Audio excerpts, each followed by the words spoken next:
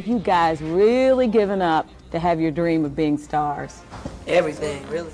What really happened to the R&B group? Another bad creation. They were the faces of early 90s R&B, discovered by Michael Bivins, featured in Boyz II Men videos, and backed by Motown. ABC had every advantage. But behind the scenes, things weren't as polished as their image. We wanted to Perfect it. yeah. And that's what we did, man. We wanted to be great, and Kev, he helped us get to Got me real heavy. Like the crack game, it was either you was gonna sell the crack or you was gonna do something else, and we decided. The label deals got complicated. The money was mismanaged, and by the time they realized their trust funds were empty, so was their spotlight. Now, decades later, the surviving members are speaking out about the betrayals, the contracts, the fake friends, and the brutal truth of what really happened after Ayesha stopped playing on the radio. We always looked at it kind of like as a business, and we knew that that's what we had to do to get to the next level.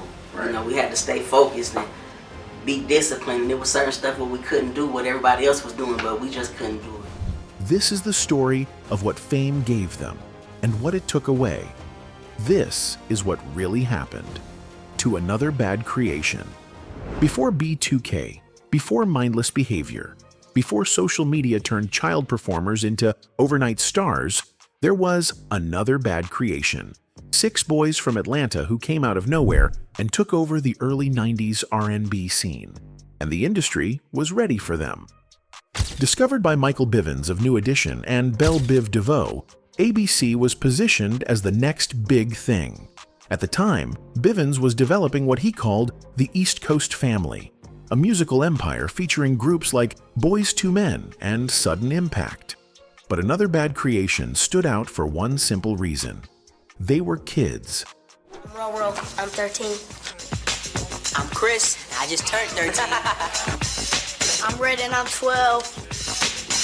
Mark and I'm 9. Little Dave's in the house and I'm 8. I'm 9. These weren't polished 20-somethings trying to look young. These were actual elementary schoolers with swag. The group originally consisted of Ramel Roro Chapman, Chris Sellers, David Shelton, Mark and Red, the twins, and Milo. The youngest members were barely 9 years old, and that was the appeal. Bivins wasn't just managing them. He was designing them to be bulletproof.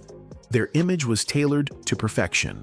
Color-coordinated fits, energetic dance moves, and lyrics that were clean enough for kids, but still cool enough for teenagers.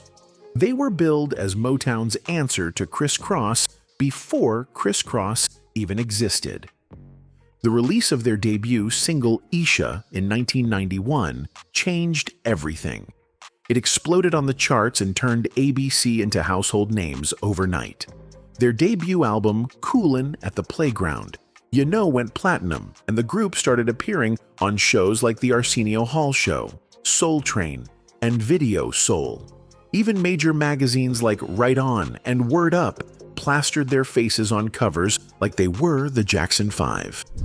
I hope you let the kids stay up tonight to see the amazing story of Atlanta's most adorable million-selling pop group. They're called ABC, another bad creation. They were featured in music videos with Boyz II Men, had cameos in House Party 2, and were given their own merchandise line. They weren't just part of the culture, they were the culture. But the truth is, for all the success ABC had on paper, they were still kids surrounded by adults making all the decisions. Every contract, every show, every dollar earned was controlled by managers, lawyers, and record execs. And the boys, too young to question anything, just kept performing.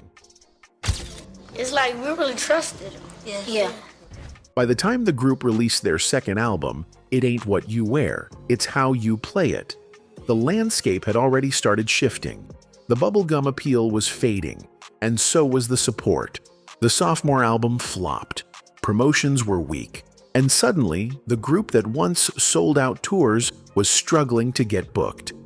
It wasn't just the fans who moved on. The industry did too. And behind closed doors, that's when the real problems began.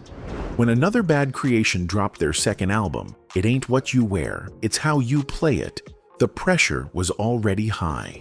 Their debut had gone platinum. Their image had been carefully crafted.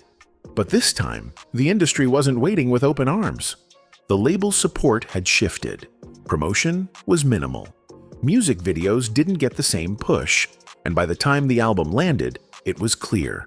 ABC wasn't a priority anymore. Critics were harsher this time around. The sound was described as dated, even though it had only been a year since their debut. The market had changed fast. Groups like Criss Cross and Immature were already entering the spotlight, with a different kind of edge. And ABC's clean-cut image was suddenly being treated like a gimmick. Even Michael Bivins, who had once called them the future of the game, seemed to take a step back. The boys were still under contract, but without Bivins constantly advocating for them, they found themselves drifting without direction. For the group, this was where the confusion began. They were still just kids, trying to understand what went wrong. Nobody sat them down and explained how music cycles worked, how promotion budgets were reallocated, or why radio stations had suddenly stopped playing their songs. One day, they were stars. The next, it felt like the world had moved on. And that's when the financial questions started piling up. Despite going platinum, appearing on multiple tours, and selling out venues, the members weren't seeing money in their accounts. Parents started asking questions. Where were the royalties? What happened to the earnings? Weren't there supposed to be trust funds? Some of the members recalled asking about paychecks and being told, it's in the trust. But when they got old enough to access those trusts, there was barely anything left. One member said he received just a few $1,000s after years of national exposure. Another revealed that he didn't even know what a trust fund meant until someone explained it to him in his 20s. The betrayal was personal, because these weren't random executives. They were people the boys had looked up to: managers, mentors, label reps, adults they were told they could trust. Even worse, the public didn't know any of this was happening. Most fans just assumed the group broke up or lost their popularity. Few realized that, behind the scenes, the members were fighting just to understand what happened to the career they were promised. By the mid-90s, Another Bad Creation had officially faded from the mainstream spotlight. No reunion tour, no solo breakout, just 6 boys left with memories, and a long list of questions nobody wanted to answer. But the most painful part, they never got closure. For most child stars, the one reassurance parents hold on to is the promise of a trust fund. It's the legal safety net meant to ensure that when the lights fade and the music stops, the kids will at least have something to show for their years of work. For Another Bad Creation, that promise was made, but it was never kept. The boys were told early on that their earnings were being handled professionally. They were reassured that their money was being put away, invested, or protected until they came of age. And their parents believed it too. Most of the families weren't entertainment insiders. They were working-class people trying to navigate contracts, lawyers, and managers in a world they didn't fully understand. But by the time members started turning 18, reality hit hard. The trust funds they'd been promised were either missing or barely had a few $1,000s left in them, despite years of touring, merchandise, and millions in record sales.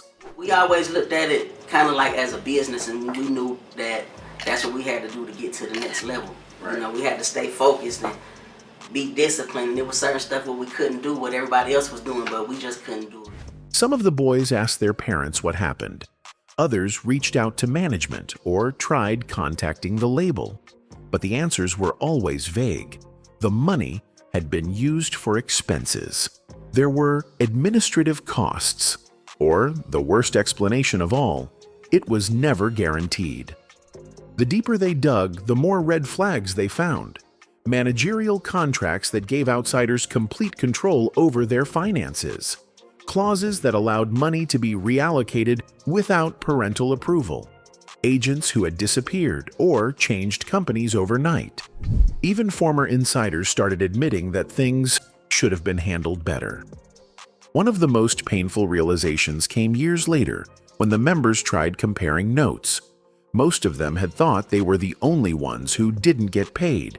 But when they talked, they realized none of them had seen real money from their time at the top.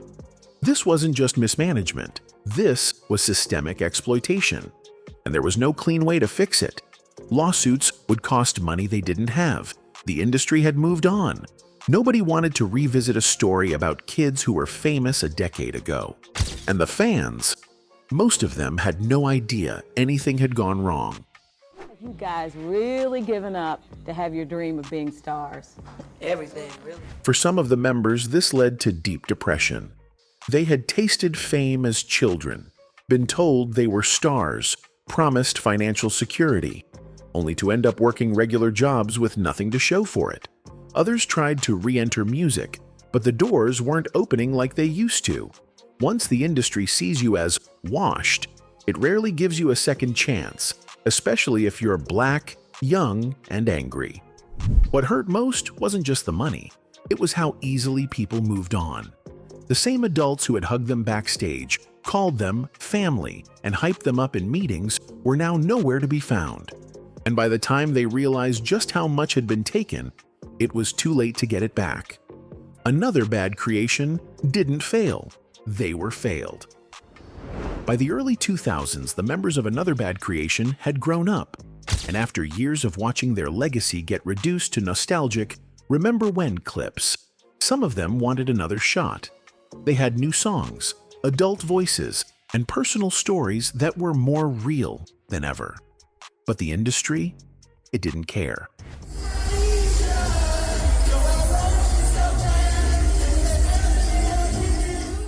The problem wasn't just timing, it was perception.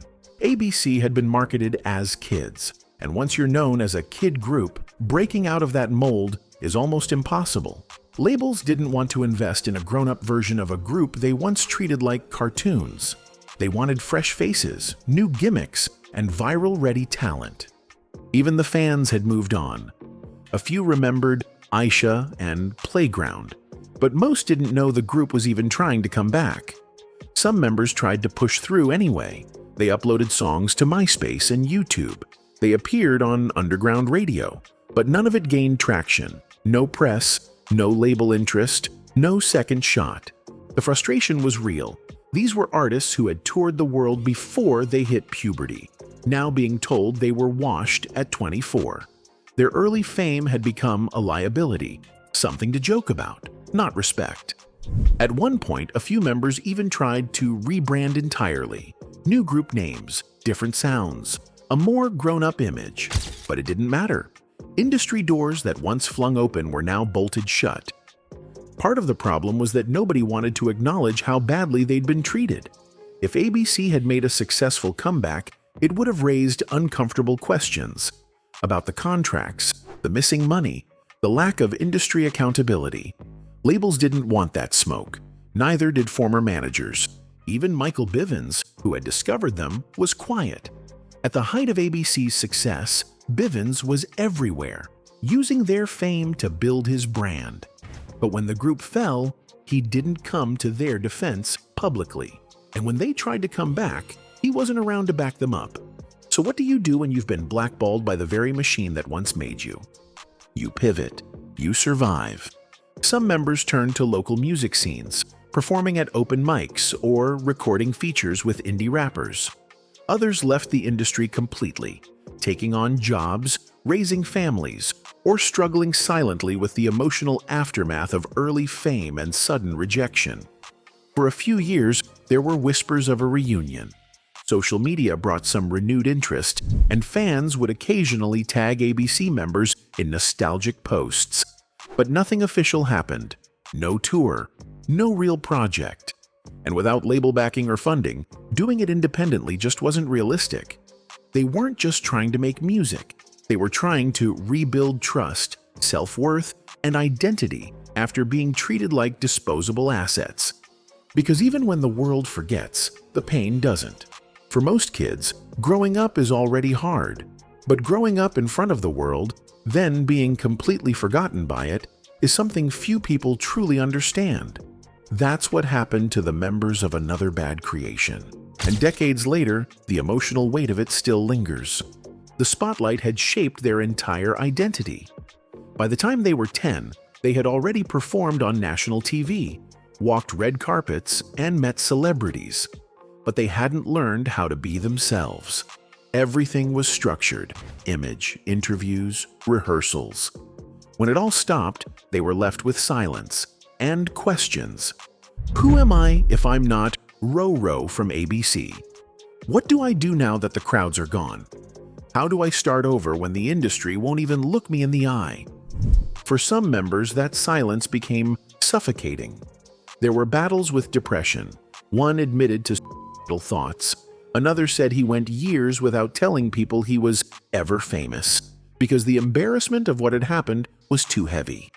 The betrayal from the adults around them only made things worse. As kids, they'd been promised security.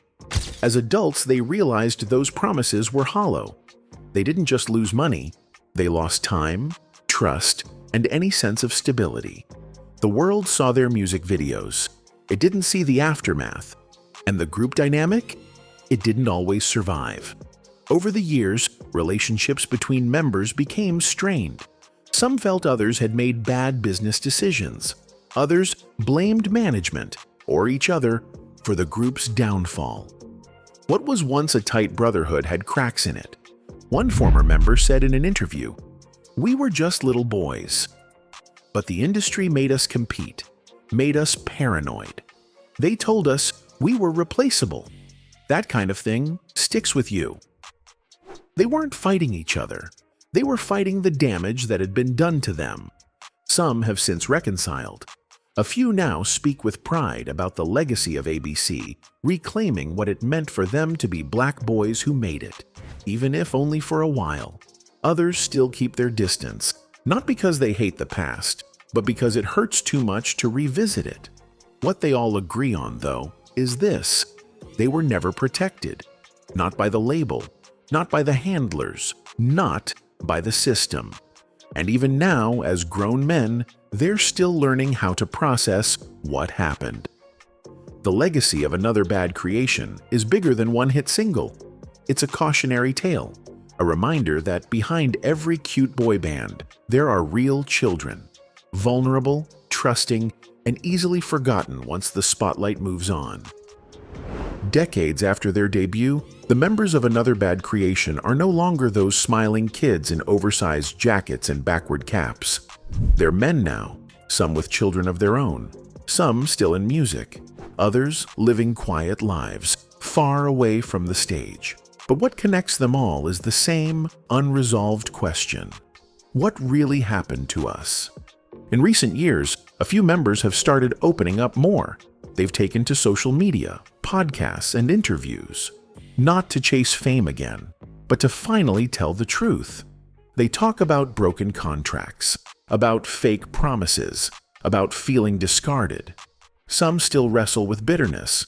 Others say they've made peace with it. Ro-Ro, one of the group's most recognizable members, has tried to use his platform to reconnect with fans and share the group's real story. In one emotional interview, he said, "I still love what we did, but I wish we'd had someone fighting for us when it mattered." Not every member stayed connected.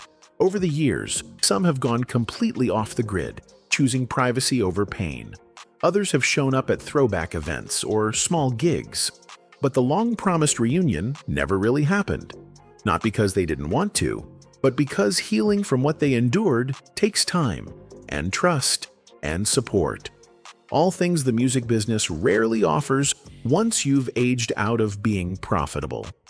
The world remembers Another Bad Creation as a one-hit wonder, a cute memory from the early 90s.